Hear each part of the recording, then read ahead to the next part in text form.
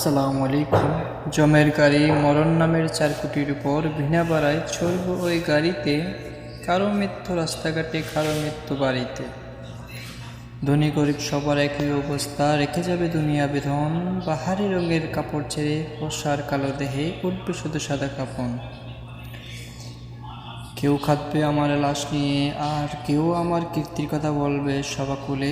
2-3 দিন চিন্তা করার পর সবাই যাবে ভুলে। নাই দরজা, নাই জানালা, নাই আলো, অন্ধকার সেই ঘরে। সব কিছু আমায় ছেড়ে খাবে, সবাই এক একসাথে আনন্দ করে।